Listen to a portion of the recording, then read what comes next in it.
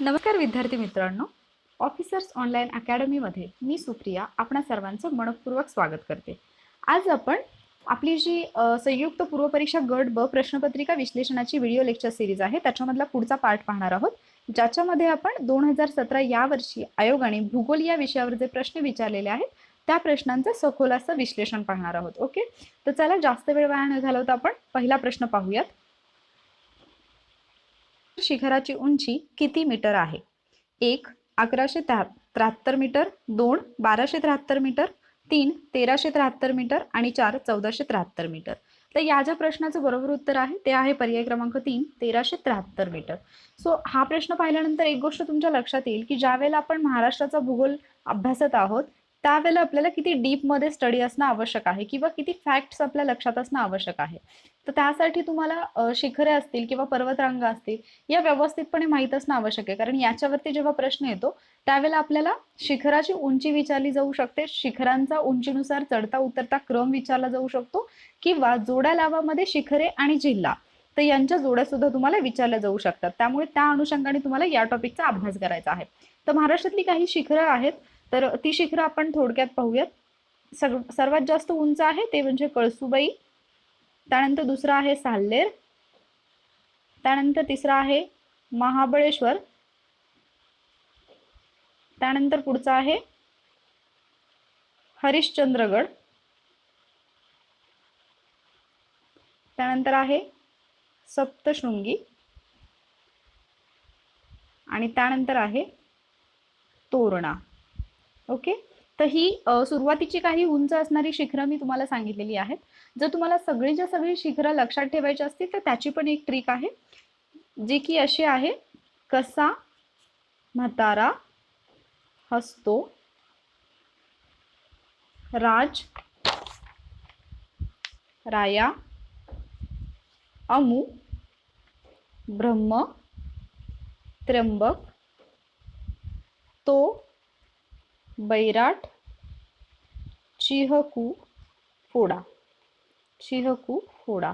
आता याच्यामध्ये क म्हणजे कळसुबाई, सा म्हणजे साल्लेर, म म्हणजे महाबळेश्वर, तारा म्हणजे तारामती, ह म्हणजे हरिश्चंद्रगड, स म्हणजे सप्तशृंगी, तो म्हणजे तोरणा, राज म्हणजे राजगड, राया म्हणजे रायरेश्वर जे आपल्याला प्रश्नामध्ये विचारलेलं आहे, अमू मध्ये अ म्हणजे अस्तंबा, मू म्हणजे मुल्लेर, त्यानंतर ब्रह्मगिरी, त्र्यंबकेश्वर, तौला, बैराट। आता चिहकू मध्ये 3 आहेत: चिखलदरा, हनुमान आणि कुंभारली आणि शेवटी आहे फोंडा। ओके, तर ही जी ट्रिक आहे तर त्याच्यामध्ये तुम्हाला सगळी शिखरं उंचीनुसार मिळतील, म्हणजे उंचीनुसार त्यांचा उतरता क्रम आहे। सर्वात उंच येईल कळसुबाई तर सर्वात छोटे येईल फोंडा। ओके, तर ही जी शिखरं आहेत तर यांची जी ट्रिक आहे तिचा व्हिडिओ तुम्हाला एक वॉरियर ऑफिसर वरती सुद्धा मिळेल, तर तो तुम्ही पाहून घ्या। तर इथे लक्षात काय ठेवायचं आपल्याला की प्रश्न कसा विचारला जाऊ शकतो। मग आता थोडंसं आपण आपल्या प्रश्नाच्या अनुषंगाने रायरेश्वर शिखराबद्दलची थोडीशी माहिती पाहूया। रायरेश्वर शिखर जे आहे ते पुणे या जिल्ह्यामध्ये आहे आणि तालुका आहे भोर। ओके, भोर तालुक्यामध्ये पुणे जिल्ह्यामध्ये हे शिखर आहे। आणि रायरेश्वराबद्दल दुसरी गोष्ट तुम्हाला माहीतच असेल की छत्रपती शिवाजी महाराजांनी हिंदवी स्वराज्याची स्थापना जी आहे ती तिथूनच केली होती। तर रायरेश्वर हे शिखर जरी इतिहासाच्या दृष्टीने महत्त्वाचं असलं तरी सुद्धा ते आपल्या भूगोलाच्या दृष्टीने सुद्धा तेवढंच महत्त्वाचं आहे, कारण आयोगाने आपल्याला तसा प्रश्न विचारलाय। आणि इव्हन तुम्ही ऑप्शन जर बघितले तर 1173, 1273, 1373, 1473 म्हणजे अगदी जवळचे असे ऑप्शन तुम्हाला इथं पाहायला मिळतील। सो अशा प्रश्नांचा अभ्यास करताना थोडं काळजीपूर्वक डाटा जो आहे तो लक्षात ठेवा। त्यानंतर आपण पुढचा प्रश्न पाहूयात। सौराष्ट्र व अरुणाचल प्रदेश यातील स्थानिक वेळेत किती तासांचा फरक आहे? 3 तास, 2 तास, 1 तास की 4 तास? या प्रश्नाचं बरोबर उत्तर आहे 2 तास। आता याच्याबद्दल आपण थोडी माहिती घेऊया।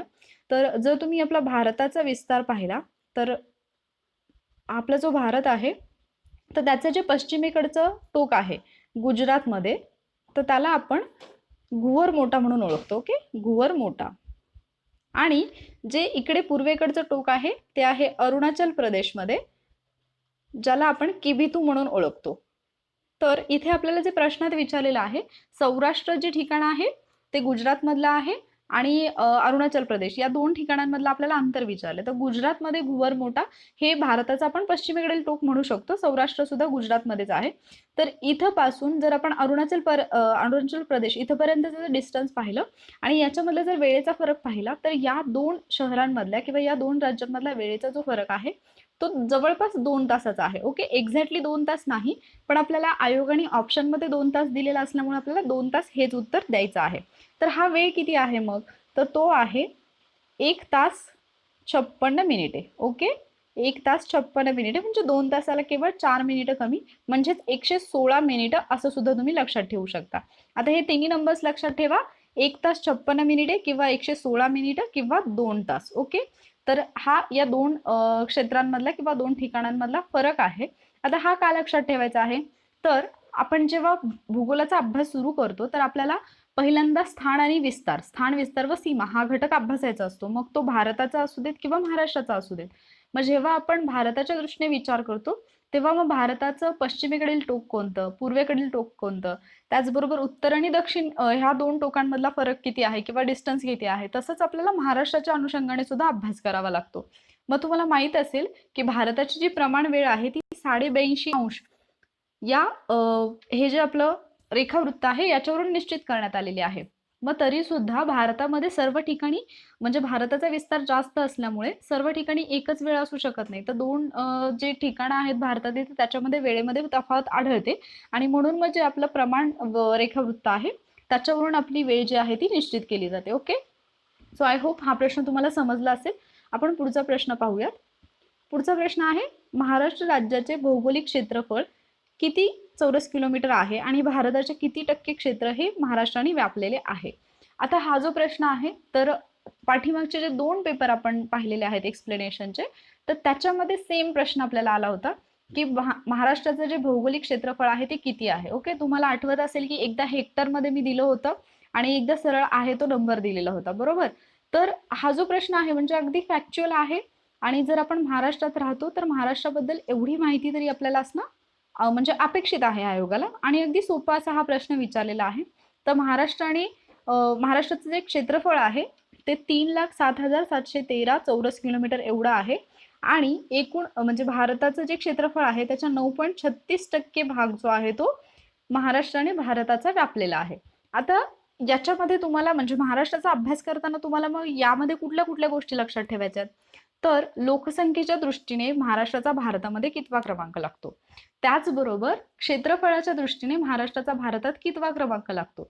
तर या तुलनात्मक गोष्टी ज्या आहेत त्या तुम्हाला लक्षात ठेवायच्या. त्याचबरोबर दुसरा एक महत्वाचा घटक येतो तो म्हणजे लोकसंख्या. लोकसंख्येचा अभ्यास करताना सुद्धा तुम्हाला महाराष्ट्राचं लिंग गुणोत्तर आणि भारताचं लिंग गुणोत्तर असेल, महाराष्ट्राची साक्षरता आणि भारताची साक्षरता असेल, तर याच्यामधला डिफरन्स जो आहे तो व्यवस्थित अभ्यासायचा आहे. त्याचं कारण काय? कारण आयोग जे आहे तर असे कम्पॅरेटिव्हली क्वेश्चन जे आहेत ते आयोगाकडून विचारले जातात आणि मग आपला जर कम्पॅरेटिव्हली स्टडी व्यवस्थित नसेल तर मग तिथे आपले प्रश्न चुकतात आणि ती रिस्क आपल्याला घ्यायची नाही. म्हणून मग एक्स्ट्राचं करत बसण्यापेक्षा म्हणजे मी लोकसंख्या वाचायला घेतली तर मग सगळ्याच्या सगळ्या राज्यांची लोकसंख्या मला पाठच करायची आहे हा अट्टहास न बाळगता फक्त महाराष्ट्र आणि भारत यांच्यामध्ये तुलनात्मक मला कुठे प्रश्न येऊ शकतो अशा प्रकारे प्रश्नांची जर तुम्ही तयारी केली तर तुमचा अभ्यास पण कमी होईल. म्हणजे जो जास्त तुम्हाला करावा लागणार आहे तर तो अभ्यासही तुम्हाला कमी करावा लागेल आणि तेही तुम्हाला तुमचं क्वालिटी स्टडी होईल. म्हणजे जे तुम्ही वाचलेलं आहे त्याच्यातूनच मॅक्झिमम क्वेश्चन येतील. सो अभ्यास करताना अशा प्रकारचा अप्रोच तुम्ही ठेवायला पाहिजे. त्यानंतर पुढचा प्रश्न आहे, दक्षिण बिहारमधील हे म्हणजे कोणतं ठिकाण आहे जे सिमेंट, कागद व पुठ्ठे, प्लायवूड इत्यादी उद्योगाचे प्रमुख केंद्र म्हणून उदयास आले आहे. आता हा जो प्रश्न आहे या प्रश्नाचं बरोबर उत्तर जे आहे ते आहे पर्याय क्रमांक 2 दालमिया नगर. आता हा प्रश्न तुम्हाला अगदी कॉमन सेन्स वरती पण सुटला असता. म्हणजे तुम्हाला एक्झॅक्टली हेच माहीत असायला पाहिजे का की अरे सिमेंट, कागद, पुठ्ठे कुठे बनतात किंवा कुठलं ह्या उद्योगांचं केंद्र आहे. तर नाही, तुम्हाला इव्हन भारतातल्या फक्त जर महत्त्वाच्या राज्यांमधल्या महत्त्वाच्या सिटीज माहीत असतील तरी सुद्धा या प्रश्नाचं उत्तर आलं असतं. म्हणजे रांची जर तुम्ही पाहिलं तर रांची हे बिहारमध्ये येतच नाही का, कारण रांची ही झारखंडची राजधानी आहे. म्हणजे रांची कुठे येते? झारखंडमध्ये. त्यानंतर रूरकेला तुम्हाला माहित असेल की लोह पोलादासाठी खूप प्रसिद्ध असं हे ठिकाण आहे. इव्हन तुम्ही अर्थशास्त्राचा अभ्यास करताना सुद्धा रूरकेला हे वाचलेलं असेल. तर रूरकेला कुठे आहे? ते आहे ओडिशामध्ये. म्हणजे आपला पर्याय 1 आणि 3 तर गेला. आता उरतो आसनसोल. तर आसनसोल सुद्धा बिहारमध्ये नाही, ते कुठे आहे? पश्चिम बंगालमध्ये आहे. ओके, आसनसोल कुठे आहे? पश्चिम बंगालमध्ये आहे. मग आता रांची झारखंडमध्ये आहे, रूरकेला ओडिशामध्ये आहे, आसनसोल पश्चिम बंगालमध्ये आहे, तर उरतं फक्त दालमिया नगर. आणि हेच आहे आपलं या प्रश्नाचं बरोबर उत्तर. ओके. मग आता झारखंड आहे तर ते खनिज संपत्तीसाठी खूप प्रसिद्ध आहे, हे आपल्याला माहीत असायला पाहिजे. त्यानंतर रूरकेला ओडिशा जे आहे तिथे लोहपोलाद उद्योग आहे, लोहपोलाद उद्योगासाठी ते प्रसिद्ध आहे. आणि आसनसोल जे आहे तर ते स्टील प्रोडक्शनसाठी महत्त्वाचं आहे. तर या गोष्टी पण माहीत असू द्या, कारण बऱ्याचदा असं होतं की आयोगाने अगोदर जो प्रश्न विचारलेला आहे त्याच्यातले जे बाकीचे ऑप्शन्स असतात, म्हणजे इथे दालमिया नगर सोडून जे इतर 3 ऑप्शन आहेत, तर मे बी या 3 ऑप्शन्सवरती नंतर सेम असाच क्वेश्चन बनू शकतो. त्यामुळे आपण ज्यावेळेला अभ्यास करतोय तर त्यावेळेला आपल्याला काय करायचं आहे, म्हणजे प्रिडिक्टिव्ह अनालिसिस करायचं आहे. प्रिडिक्टिव्ह अनालिसिस म्हणजे काय असतं, तर बाकीचे जे आपल्या प्रश्नाचं उत्तर आहे तो पर्याय सोडून इतर जे 3 पर्याय दिलेले असतात, तर त्या पर्यायांचं सुद्धा आपल्याला सखोल असं विश्लेषण करायचंय. आणि याचा फायदा काय होतो, की जेव्हा नेक्स्ट टाइम क्वेश्चन येणार असतो त्यावेळेला आपण ते अगदी व्यवस्थितपणे तो क्वेश्चन आपण अटेम्प्ट करू शकतो. ओके, म्हणजे यालाच प्रिडिक्टिव्ह अनालिसिस असं म्हणतात. आता पुढचा प्रश्न आपण पाहूयात. चिल्का सरोवर कोठे वसलेले आहे? पुन्हा एकदा, जर तुमचा मॅपचा अभ्यास व्यवस्थित असेल तर असे प्रश्न तुम्हाला पटकन सुटतात. म्हणजे भूगोलाच्या अभ्यासामध्ये मी खूपदा सांगितले की मॅप रीडिंग हे मस्ट आहे. तुम्हाला मॅप रीडिंग करावंच लागेल, तरच तुम्हाला भूगोलमध्ये पैकीच्या पैकी मार्क्स मिळतील. मग आता चिल्का सरोवर जर तुम्ही मॅपमध्ये पाहिलेलं असेल तर अर्थातच या प्रश्नाचं उत्तर तुम्हाला आलं असेल. तर चिल्का सरोवर एक्झॅक्टली कुठे आहे, तर महानदी आणि गोदावरी या 2 नद्या ज्या आहेत तर त्या नद्यांच्या त्रिभुज प्रदेशाच्या दरम्यान हे आहे. म्हणजे पर्याय क्रमांक 4 हे आहे आपले या प्रश्नाचं बरोबर उत्तर. मग आता आपण थोडक्यात पाहूया की चिल्का सरोवर एक्झॅक्टली कुठे वसलेला आहे. तर जे आपण भारताचा मॅप जर बघितला तर अशा पद्धतीने जो मॅप आहे, तर इथून महानदी वाहते आणि इकडे आपल्याला माहिती आहे की महाराष्ट्रामध्ये उगम पावून गोदावरी नदी जी आहे ती वाहत जाते. तर या महानदी आणि गोदावरी या 2 नद्यांच्या खोऱ्याच्या दरम्यान इथे ओडिशामध्ये आपल्याला हे चिल्का सरोवर पाहायला मिळतं. ओके. आणि चिल्का सरोवर का आपल्याला लक्षात ठेवायचं आहे, तर भारतातील सर्वात मोठं खाऱ्या पाण्याचं हे सरोवर आहे. भारतातील सर्वात मोठे खाऱ्या पाण्याचे सरोवर कोणतं आहे, तर ते चिल्का आहे. ओके. आणि कोणत्या 2 नद्यांच्या खोऱ्यांच्या दरम्यान आहे, महानदी आणि गोदावरी. आता चिल्का जे आहे ते ओडिसामध्ये पण एक्झॅक्टली कुठे आहे, तर याचा विस्तार जो आहे तर तो पुरी, खुर्दा आणि गंजम या 3 जिल्ह्यांमध्ये आहे. म्हणजे ओडिशामधील पुरी, खुर्दा आणि गंजम या 3 जिल्ह्यांमध्ये आपल्याला चिल्का सरोवराचा विस्तार पाहायला मिळतो. सो चिल्का हे ओडिसामध्ये आहे, हे जर तुमच्या लक्षात राहत नसेल तर त्याच्यासाठी एक छानशी ट्रिक आहे छोटीशी, म्हणजे जी तुम्ही बसल्या बसल्या गुणगुणू शकता, ती म्हणजे चिल्का उडी उडी जाय रे. ओके. म्हणजे ते जे सॉन्ग आहे तर त्या सॉन्गमध्ये फक्त तुम्हाला चिल्का टाकायचा आहे आणि चिल्का उडी उडी जाय रे असं तुम्ही म्हटलात तर तुमच्या लक्षात राहून जातं. त्यानंतर आपण पुढचा प्रश्न पाहूयात. आता इथे काही जलाशय म्हणजे धरणं दिलेली आहेत आणि जिल्हा दिलेले, अगदी छोटे जलाशय दिलेले आहेत आणि ते कोणत्या जिल्ह्यामध्ये आहेत, तर याच्यावरून आपल्याला जोड्या लावायच्या आहेत. तर सगळ्यात पहिल्यांदा आपण हा प्रश्न पाहूयात. एका बाजूला तुम्हाला दिलेला आहे जिल्हे आणि दुसऱ्या त्याच्या समोरच जलाशय दिलेले आहेत. तर पहिल्यांदा आपण जिल्हे पाहूयात कोणकोणते आहेत. ठाणे, रत्नागिरी, रायगड आणि सिंधुदुर्ग. आणि जलाशय आहेत धामापूर, भातसा, फणसवाडी आणि कालाते. आता याच्यामध्ये जर तुम्ही कोकणातील नद्यांचा अभ्यास केला असेल तर तुमच्या लगेच लक्षात आलं असेल की ठाण्यामध्ये भातसा जे आहे ते ठाण्यामध्ये येईल. सो 1ला 2. मग आता इथे 1ला 2 आहे, इथे 1ला 2 आहे, पण 2 आणि 3 मध्ये नाही, म्हणजे 2 आणि 3 ऑप्शन आपले एलिमिनेट झाले. त्यानंतर रत्नागिरीमध्ये जर पाहिलं आपण तर रत्नागिरीमध्ये फणसवाडी नावाचा जलाशय आहे. सो 2ला 3 इथे आहे, इथे नाही, म्हणजे हा ऑप्शन गेला. तर आपलं उत्तर पर्याय क्रमांक 1 हे बरोबर आलं. सो बऱ्याचदा असं होतं की एखादा जरी ऑप्शन तुम्हाला माहीत असेल ना तरी सुद्धा तुमचं आन्सर येतं. म्हणजे फॉर एक्झाम्पल जर तुम्हाला एवढंच माहीत असेल की रायगडमध्ये कालाते हे धरण आहे, तर रायगड आणि कालाते एवढी एकच जरी जोडी माहीत असेल तुम्हाला तरी सुद्धा 3ला 4 फक्त एकाच ठिकाणी, त्यामुळे तुमचा हा ऑप्शन जातो, हा जातो आणि हाही जातो आणि मग तुमचं उत्तर बरोबर येतं. सो ज्यावेळेला तुम्ही जोड्या लावांचे प्रश्न सोडवताय किंवा इतर प्रश्न सोडवताय तर जास्तीत जास्त एलिमिनेशन मेथडचा वापर करा, कारण एलिमिनेशन मेथडनी तुमचा वेळ खूप वाचतो. आणि कंबाईनमध्ये तुम्हाला माहिती आहे की आपल्याला 100 प्रश्न सोडवायचे असतात, मात्र आपल्याकडे 60 मिनिटे वेळ असतो. म्हणजे एका प्रश्नासाठी आपल्याकडे 1 मिनिट वेळ नसतो. आणि जर आपल्याला प्रश्न वाचायला तिथून पुढे म्हणजे तुम्हाला जर प्रश्न वाचायचा, त्यानंतर समजून घ्यायचा, नंतर इथे ऑप्शन शोधायचे, तुम्ही अशा जोड्या लावत बसलात तर तुमचा खूप वेळ निघून जाईल आणि मग बाकीच्या प्रश्नांना तुम्हाला वेळ पुरेसा ठरणार नाही आणि मग तुमचा अटेम्प्ट कमी होईल आणि अटेम्प्ट कमी झाला की ऑब्विसली स्कोर कमी येईल. सो बेटर राहील की जर तुम्ही एलिमिनेशन मेथड वापरली तर तुम्ही जास्त फायद्यामध्ये राहाल. आणि सिंधुदुर्ग आता पाहूयात आपण की सिंधुदुर्गमध्ये धामापूर हे धरण आहे. सो आपलं या प्रश्नाचं उत्तर तर आपल्याला मिळालेलं आहे, पण ज्यावेळेला आपण अशा प्रश्नांचा अभ्यास करतो तर त्यावेळेला आपल्याला इतरही म्हणजे जे मी पहिल्यापासून सांगते तुम्हाला की इतर गोष्टी सुद्धा आपल्याला आजूबाजूच्या माहिती पाहिजेत. म्हणजे जर आता धरणांवरती प्रश्न आलाय, ही धरणं जर विचारली तर कदाचित दुसरी धरणं सुद्धा आपल्याला विचारली जाऊ शकतात. मग तुम्हाला दुसरी धरणं सुद्धा माहिती पाहिजेत. जसं धोम धरण कुठे आहे तर सातारला आहे, त्यानंतर भाटघर, वीर जे आहे ते पुण्याला आहे.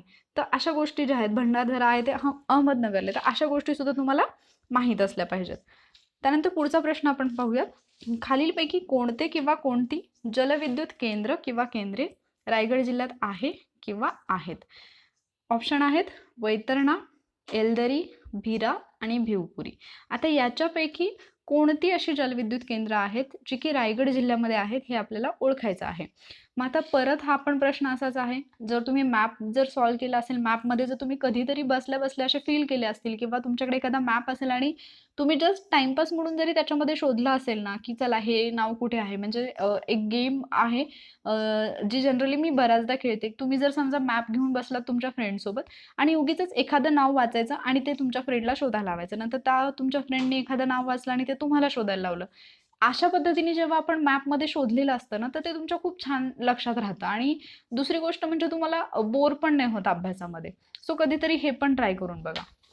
आता जर आपण रायगड जिल्ह्याचा विचार केला तर रायगड जिल्ह्यामध्ये भिवा आणि भिवपुरी ही दोन जलविद्युत केंद्र आपल्याला पाहायला मिळतात, जी की आपल्याला ऑप्शनमध्ये दिलेली आहेत. तर पर्याय क्रमांक 4 हे असेल आपलं या प्रश्नाचं बरोबर उत्तर, म्हणजे सी आणि डी बरोबर आहे. ओके. मग आता वैतरणा कुठे आहे तर परत एकदा जसं भातचं आपल्या लगेच लक्षात येतं तसं वैतरणा पण लक्षात आलं पाहिजे. वैतरणा आहे ठाण्यामध्ये. आणि एलदरी कुठे आहे तर एलदरी आहे हिंगोलीमध्ये. ओके. मग आता आपण इतरही काही जलविद्युत केंद्र जे आहेत ती थोडक्यात पाहूयात, कारण त्यामुळे काय होईल की नंतर आपल्याला असा क्वेश्चन आला तर आपला तो चुकणार नाही. ओके. सगळ्यात महत्त्वाचं जे आहे जे आपल्याला माहिती पाहिजे ते म्हणजे कोयना. कोयना कुठे आहे सातारामध्ये, आणि ऑलरेडी कोयनावरती प्रश्न आलेला आहे पाठीमागच्या एक्सप्लेनेशनमध्ये मी तुम्हाला तो सांगितला होता. ओके. त्याचबरोबर कोयनात जे धरण आहे तर त्याला जलविद्युत प्रकल्प आहे त्याला महाराष्ट्राची भाग्यरेषा म्हणून सुद्धा ओळखलं जातं. त्या दृष्टीने सुद्धा आपल्याला हे लक्षात ठेवायचं आहे. त्यानंतर रायगडमध्येच भिरा भिवपुरी आहे, त्याचबरोबर रायगडमध्ये खोपोली हे सुद्धा एक जलविद्युत केंद्र आहे, तर हेही तुम्ही लक्षात ठेवा. ओके. खोपोली सुद्धा कुठे आहे रायगडमध्ये. त्यानंतर एक आहे राधानगरी. राधानगरी कुठे आहे कोल्हापूरमध्ये. ओके. त्यानंतर आहे जायकवाडी. हे का महत्त्वाचं आहे याच्यावरती पण खूपदा प्रश्न आलेला आहे, म्हणून हे लक्षात ठेवायचं आपल्याला. तर जायकवाडी आहे कुठे औरंगाबादमध्ये. त्यानंतर आहे धोम धरण, जे मी जस्ट आता तुम्हाला मागच्या क्वेश्चनमध्ये सांगितलं होतं. धोम धरण आहे सातारामध्ये. ओके. त्यानंतर पुण्यामधली दोन धरणं जी आहेत ती महत्त्वाची आहेत. एक म्हणजे भाटघर आणि दुसरं आहे वीर. ओके. ही दोन धरणं जी आहेत ती कुठे आहेत किंवा जलविद्युत केंद्र कुठे आहेत तर पुण्यामध्ये. त्यानंतर भंडारदरा. भंडारदरा आहे अहमदनगरमध्ये आणि याच्यावरती सुद्धा आयोगाने प्रश्न विचारलेला आहे भंडारदरावरती. ओके. त्यानंतर अळवंडी आहे नाशिकमध्ये आणि माजलगाव एक आहे जे की महत्त्वाचं आहे आपल्यासाठी. तर माजलगाव जे आहे ते कुठे आहे बीडमध्ये. ओके. तर आत्ता जी मी नावं सांगितलेली आहेत ती प्लीज नोट डाऊन करा आणि लक्षात ठेवा. मी पुन्हा एकदा सांगते. रायगडमध्ये 3, भिरा भिवपुरी आणि खोपोली. वैतरणा जे आहे ते ठाण्यामध्ये आहे. एलदरी हिंगोलीमध्ये आहे. कोयना सातारा, राधानगरी कोल्हापूर, जायकवाडी औरंगाबाद, धोम सातारा, भाटघर वीर पुणे, त्यानंतर भंडारदरा अहमदनगर, अळवंडी नाशिक आणि माजलगाव बीड. ओके. त्यानंतर पुढचा प्रश्न आपण पाहूया. पंचगंगा आणि कृष्णा नद्यांच्या संगमाजवळ नरसोबाची वाडी आहे. विधान बी आहे कृष्णा व भीमा नद्याची खोरी महादेव डोंगरामुळे वेगळी होतात. आणि प्रश्न सी, वर्धा व वैनगंगा नद्यांच्या एकत्रित प्रवाहास प्राणहिता असे म्हणतात. आता आपल्याला विचारले की फक्त ए बरोबर आहे, फक्त बी बरोबर आहे, ए आणि बी बरोबर आहे की ए बी सी बरोबर आहेत. तर आता हा प्रश्न पण जसं मी मगाशी सांगितलं की नद्यांचे संगम असतील किंवा कोणत्या दोन डोंगर रांगांमुळे कोणत्या नदीमुळे कोणत्या दोन डोंगर रांगा वेगळ्या होतात किंवा कोणत्या डोंगर रांगामुळे कोणत्या दोन नद्यांची खोरी वेगळी होतात, असे प्रश्न आयोगाने विचारलेत आणि आपल्याला त्या अनुषंगाने अभ्यास करायचा. तर या प्रश्नाचं जर आपण उत्तर बघितलं तर पर्याय क्रमांक 4 हे उत्तर आहे. म्हणजे पंचगंगा आणि कृष्णा नद्यांच्या संगमाजवळ नरसोबाची वाडी आहे, हे बरोबर आहे. कृष्णा आणि भीमा नद्यांची खोरी जी आहे ती महादेव डोंगरामुळे वेगळी होतात, हेही बरोबर आहे. आणि वैनगंगा आणि वर्धा या नद्यांच्या एकत्रित प्रवाहास प्राणहिता असे म्हणतात, तर हेही बरोबर आहे. ओके. त्यानंतर आता याच्यावरती आणखी कसा प्रश्न येऊ शकतो तर ते आपण थोडक्यात पाहूया. म्हणजे बाकी ज्या नद्या आहेत तर त्यांच्या संगमावरची महत्वाची ठिकाणं आपण पाहून घेऊयात. तर तापी आणि गोमती यांचं संगमाचं जे ठिकाण आहे ते आहे प्रकाशे.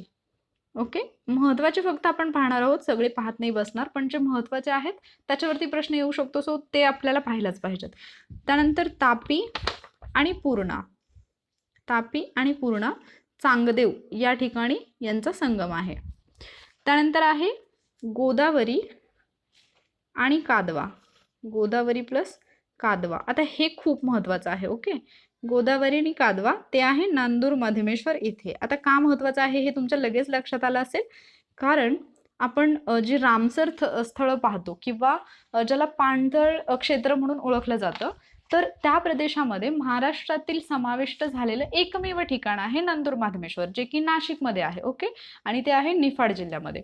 तर आता नांदूर माधमेश्वर जे आहे तर त्याचा रामसर दर्जाचा त्या स्थळाला मिळालेला आहे आणि महाराष्ट्रातलं जर ते एकमेव ठिकाण ठरत असेल तर अर्थातच आपल्या परीक्षेच्या दृष्टीने करंट अफेअर्स असेल किंवा भूगोल असेल तर या दोन्ही विषयांच्या दृष्टीने हा घटक महत्वाचा आहे.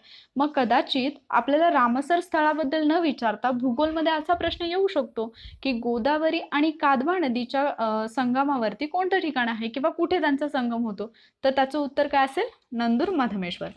त्यानंतर वर्धा आणि वैनगंगा जस्ट आत्ता आपण पाहिलं होतं. तर वर्धा आणि वैनगंगा यांच्या एकत्रित प्रवाहास प्राणहिता म्हणतात.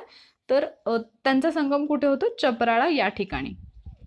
आणि गोदावरी आणि प्राणहिता म्हणजे आत्ता जी आपण पाहिली ती प्राणहिता, तर गोदावरी आणि प्राणहिता यांचा संगम जो आहे तो सिरोंचा या ठिकाणी होतो. ओके. त्यानंतर कृष्णा आणि कोयना सगळ्यांना माहीतच असेल, ज्याला प्रीती संगम म्हणून ओळखलं जातं. कृष्णा आणि कोयना कुठे येते? कराड या ठिकाणी. ओके. ज्याला प्रीती संगम म्हणून ओळखलं जातं ते कृष्णा आणि कोयनाचा संगम कुठे आहे? कराड या ठिकाणी. त्यानंतर आपल्याला त्याचबरोबर पर्वतरांगा सुद्धा माहिती पाहिजेत की कोणत्या पर्वतरांगांच्या दरम्यान कोणती नदी वाहते, कारण तसे प्रश्न सुद्धा आलेत.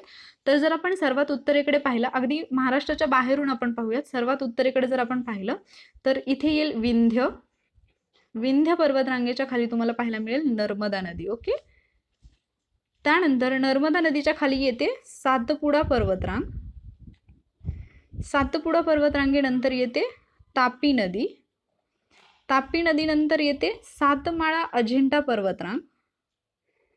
त्यानंतर सातमाळा अजिंठा पर्वतरांगेच्या खाली येते आपली गोदावरी नदी, जिने की महाराष्ट्रातलं सर्वात जास्त क्षेत्र व्यापलेलं आहे गोदावरी नदीच्या खोऱ्याने. गोदावरी नंतर जी पर्वतरांग येते ती आहे हरिश्चंद्र बालाघाट. आणि हरिश्चंद्र बालाघाटच्या दक्षिणेला येते भीमा नदीच्या दक्षिणेला येते शंभू महादेव डोंगररांग. आणि शंभू महादेवच्या दक्षिणेला येते आपली कृष्णा नदी. ओके. सो हा क्रम पण लक्षात ठेवा की सर्वात उत्तरेकडे विंध्य पर्वतरांग, जी की महाराष्ट्रामध्ये येत नाही, मात्र नर्मदा नदी जी आहे तिचा काही भाग म्हणजे फक्त 54 किलोमीटर अशी ती महाराष्ट्राच्या वायव्य सरहद्दीवरून वाहते. त्यामुळे नर्मदा नदीच्या रेफरन्समुळे आपल्याला विंध्य लक्षातच ठेवायचं आहे. तर विंध्य पर्वतरांगेच्या दक्षिणेला येते नर्मदा. त्यानंतर येतो सातपुडा पर्वतरांगेच्या दक्षिणेकडून वाहते तापी नदी. तिच्या खाली येते सातमाळा अजिंठा पर्वतरांग. सातमाळा अजिंठाच्या दक्षिणेला आहे गोदावरी नदी. त्यानंतर येते हरिश्चंद्र बालाघाटच्या खाली येते भीमा नदी आणि त्याच्या दक्षिणेला येते शंभू महादेव डोंगररांग आणि सर्वात दक्षिणेला येते कृष्णा नदी. ओके. तर इथे सुद्धा याच्यावरती सुद्धा प्रश्न येतो, म्हणजे की समजा तुम्हाला असं विचारलं जाऊ शकतं की सातपुडा आणि सातमाळा या दोन्हीच्या मध्ये कोणती नदी आहे, तर तापी. किंवा गोदावरी नदीच्या खोऱ्याने कोणत्या दोन पर्वतरांगांचं क्षेत्र जे आहे ते वेगळं केलं, तर सातमाळा अजिंठा आणि हरिश्चंद्र बालाघाट असे प्रश्न येऊ शकतात. त्यानंतर आपण पुढचा प्रश्न पाहूयात. मध्य व दक्षिण सह्याद्री यांच्या दरम्यान कोणती खिंड आहे? थळघाट, फोंडा घाट, पालघाट की कुंभारली घाट? तर ह्या प्रश्नाचं बरोबर उत्तर आहे पालघाट. आता सह्याद्री म्हणजे काय? तर जर आपण भारताचा विचार केला तर भारताच्या किनारपट्टीला समांतर असा जो एक पर्वतरांग आहे, ओके, तर त्याला आपण असं म्हणजे असा विस्तार ज्याचा आहे त्याला आपण सह्याद्री असं म्हणतो. तसं तो पूर्ण भारतामध्ये याला पश्चिम घाट म्हणून ओळखलं जातं. महाराष्ट्राच्या दृष्टीने विचार केला तर महाराष्ट्रामध्ये याला सह्याद्री असं सुद्धा म्हटलं जातं. पण काही जे भूगोलतज्ञ आहेत तर ते याला सह्याद्री असं म्हणजे पूर्ण अगदी भारतातला जो पूर्णपणे आहे त्याला सुद्धा सह्याद्री असं संबोधतात. पण जनरली याला पश्चिम घाट याच नावाने ओळखलं जातं. मग आता पश्चिम घाटाचा जर विचार केला तर आपल्याला विचारले की मध्य सह्याद्री आणि दक्षिण सह्याद्री यांना वेगळी करणारी जी खिंड आहे, सॉरी इथं आहे मध्य सह्याद्री आणि इथे आहे दक्षिण, तर यांना वेगळी करणारी एक खिंड आहे, त्या खिंडीला पालाघाट खिंड म्हणून ओळखलं जातं. ओके, आता ही पालाघाट खिंड पण आपल्यासाठी महत्त्वाची आहे. तर पालाघाट खिंडीमध्ये कालिकत, त्रिचूर आणि कोइंबतूर असा एक महामार्ग पण जातो, त्यामुळे ती लक्षातच ठेवा. आणि पालाघाट खिंडीवरती 2 ते 3 वेळा क्वेश्चन आलेले आहेत, म्हणजे राज्यसेवेला वगैरे जर तुम्ही पाहिलं किंवा आयोगाचे जे इतर एक्झाम आहेत तर त्यांना सुद्धा हा प्रश्न आलेला आहे, इव्हन मेन्सला पण आलेला आहे. त्यामुळे पालाघाट खिंड जी आहे ती आपल्याला लक्षात ठेवायची आहे. आता इतर जे ऑप्शनमध्ये आपल्याला दिलेले आहेत, जर थळघाटाचा विचार केला तर थळघाट जो आहे तो मुंबई आणि नाशिक यांच्या दरम्यान आहे. आता असे प्रश्न पण येतात की कोणता घाट कोणत्या 2 शहरांच्या दरम्यान आहे? थळघाट मुंबई आणि नाशिक, त्यानंतर फोंडा घाट जो आहे तो कोल्हापूर आणि विजयदुर्ग, पालाघाट जस्ट आत्ता आपण पाहिली, आणि कुंभारली घाट जो आहे तो कराड आणि चिपळूण. ओके, कराड आणि चिपळूणच्या दरम्यान जो आहे तो आहे कुंभारली घाट. ओके, लक्षात ठेवा. त्यानंतर पुढचा प्रश्न आहे, योग्य जोड्या लावा. स्थलांतरित शेती आणि देश. स्थलांतरित शेतीला वेगवेगळ्या प्रदेशामध्ये वेगवेगळ्या नावांनी ओळखलं जातं. तर आपल्याला अगोदर जो आपण प्रश्न पाहिलेला होता, आय थिंक 2019च्या एक्सप्लेनेशनमध्ये पाहिला असेल, तेव्हा जो आपल्याला प्रश्न विचारलेला होता तो भारतातील कोणत्या प्रदेशामध्ये कुठल्या नावाने ओळखलं जातं असा होता. आता आपण 2017चा पेपर पाहतोय, तर इथे सुद्धा आपल्याला कोणत्या देशामध्ये स्थलांतरित शेतीला कोणत्या नावाने ओळखलं जातं असं विचारलंय. म्हणजे लक्षात घ्या, जेव्हा तुम्ही पाठीमागच्या क्वेश्चन पेपरचा ॲनालिसिस करता तेव्हा तुम्हाला समजू शकतं की कोणत्या एरियावरती कशा पद्धतीचा प्रश्न येऊ शकेल, आणि म्हणूनच हे ॲनालिसिस आपल्यासाठी महत्त्वाचं आहे. तर जर आपण पाहिलं, रोका जे आहे तर रोका नावाने ओळखलं जातं ब्राझीलमध्ये, लदांग या नावाने ओळखलं जातं मलेशियामध्ये, चेना या नावाने ओळखलं जातं श्रीलंकेमध्ये, म्हणजे श्रीलंकेमध्ये स्थलांतरित शेतीला चेना असं म्हणतात, आणि मसोले जे नाव आहे ते झेरे या कंट्रीमध्ये. ओके, तर आपण जर उत्तर शोधलं तर 1ला 2 ऑप्शन असणारा फक्त एकच ऑप्शन आहे, म्हणजे तुम्हाला फक्त रोका जरी माहीत असेल तरी सुद्धा तुमचं उत्तर येतं. बाकीचे 3 माहीत नसले तरी सुद्धा त्याची काही आवश्यकताच नाही भासत, कारण 1 वरूनच तुमचं उत्तर जे आहे ते येत होतं. ओके, आता 1 नंबर का माहिती असायला पाहिजे होतं, कारण जर तुम्ही 10वीचा नवीन सिलेबस पाहिला असेल तर त्याच्यामध्ये ब्राझील आणि भारत यांचा कम्पॅरेटिव्हली स्टडी दिलेला आहे. ओके, आणि मग त्याच्यामध्ये भारतातील स्थलांतरित शेतीला काय म्हटलं जातं, ब्राझीलमधल्या स्थलांतरित शेतीला काय म्हटलं जातं हे सुद्धा तिथं दिलंय. मग जर तुम्हाला हे माहीत असेल की ब्राझीलमध्ये रोका म्हणतात तर तुमचं या प्रश्नाचं उत्तर आलं असतं. त्यामुळे आपण अभ्यास करताना असा दृष्टिकोन ठेवून करायचा आहे. ओके, तर मग आपण थोडंसं इतर देशांबद्दल सुद्धा पाहूया की कोणत्या देशामध्ये स्थलांतरित शेतीला कोणत्या नावाने ओळखलं जातं. ओके, तर व्हिएतनाम हा जो देश आहे, व्हिएतनाममध्ये या शेतीला रे या नावाने ओळखलं जातं, म्हणजे अगदी छोटं नाव आहे पण लक्षात ठेवा. त्यानंतर भारतामध्ये जर विचार केला तर तुम्हाला माहितीच असेल की भारतामध्ये झूम म्हटलं जातं. त्यानंतर थायलंड जे आहे, थायलंडमध्ये या शेतीला म्हटलं जातं तमराई. त्यानंतर मेक्सिको या देशामध्ये या शेतीला म्हटलं जातं कोनूल. स्थलांतरित शेतीला मेक्सिकोमध्ये कोनूल या नावाने ओळखलं जातं. त्यानंतर आहे फिलिपाईन्स. तर फिलिपाईन्स या देशामध्ये स्थलांतरित शेतीला कैनागिन या नावाने ओळखलं जातं. फिलिपाईन्समध्ये स्थलांतरित शेतीला कैनागिन या नावाने ओळखलं जातं, कैनागिन. ओके, तर ही नावं लक्षात ठेवा, कारण कदाचित नेक्स्ट टाइम जेव्हा क्वेश्चन येईल त्यावेळेला मे बी या कंट्रीजबद्दल विचारलं जाऊ शकतं, मग ते आपल्याला माहिती पाहिजे. त्यानंतर पुढचा प्रश्न आहे, पहिल्या आधुनिक सूतगिरणीची स्थापना मुंबई येथे 1854 मध्ये कोणी केली? ओके, तर हा पण असा प्रश्न आहे की जो रिपीट झालेला आहे. ऑप्शन आहेत सेठ सी एन लाड, दुसरा आहे डी जी पोद्दार, तिसरा आहे सी एन दावर आणि चौथा आहे टाटा अँड सन्स. तर या प्रश्नाचं बरोबर उत्तर आहे पर्याय क्रमांक 3 सी एन दावर. सी एन दावर म्हणजेच कोण? कावसजी नानाभाई दावर. हे एक पारशी व्यापारी होते आणि त्यांनी मुंबईमध्ये सूतगिरणीची स्थापना केली होती. तर असा प्रश्न येऊन गेलेला आहे की सी एन दावर की एन सी दावर. ओके, तर तुम्हाला एवढं डीपमध्ये इतकं डिटेलमध्ये माहिती पाहिजे की त्यांचं नाव काय एक्झॅक्टली होतं. कारण जर तुम्हाला असे 2 पर्याय आले सी एन दावर आणि एन सी दावर, तर तिथे मात्र तुमचा गोंधळ उडेल की अरे नक्की कोण? तर कावसजी नानाभाई दावर, हे लक्षात ठेवा. ओके, कारण असा प्रश्न येऊन गेला आणि तोही एका प्रीलाच आलेला आहे. ओके, सो जेव्हा आपण बाकीचे क्वेश्चन पेपरचं अनालिसिस बघणार आहे, मे बी तिथे तो तुमचा कव्हर सुद्धा होऊन जाईल. त्यानंतर आपण पुढचा प्रश्न पाहूयात. दख्खन पठाराच्या उत्तर व पूर्व सीमावर्ती डोंगराळ भागात कोणत्या जमातीचे लोक राहतात? पर्याय क्रमांक 1 गारो व खाशी, पर्याय क्रमांक 2 वारली व ठाकर, पर्याय क्रमांक 3 कातकरी व हळबा आणि पर्याय क्रमांक 4 भिल्ल व गौंड. आता या प्रश्नाचं जे बरोबर उत्तर आहे ते अगोदर आपण पाहूया आणि त्यानंतर थोडक्यात एक्सप्लेनेशन पाहूया. तर या प्रश्नाचं बरोबर उत्तर आहे पर्याय क्रमांक 4 भिल्ल आणि गौंड. तर सगळ्यात पहिल्यांदा दख्खन पठाराचा उत्तर पूर्व सीमावर्ती भाग म्हणजे कोणता ते समजून घ्या.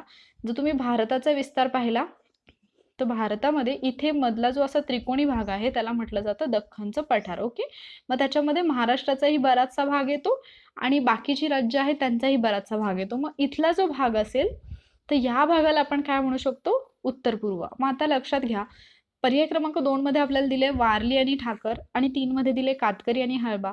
आता या तर महाराष्ट्रातीलच जमाती आहेत. मग महाराष्ट्रामध्ये हा भाग येतोय का? तर नाही, येतो थोडाफार, पण पूर्ण उत्तर पूर्वचा जर विचार केला आपण डोंगराळ भाग, तर तो महाराष्ट्रामध्ये येत नाही. त्यामुळे पर्याय क्रमांक 2 आणि 3 तर आपले तिथेच एलिमिनेट होतात.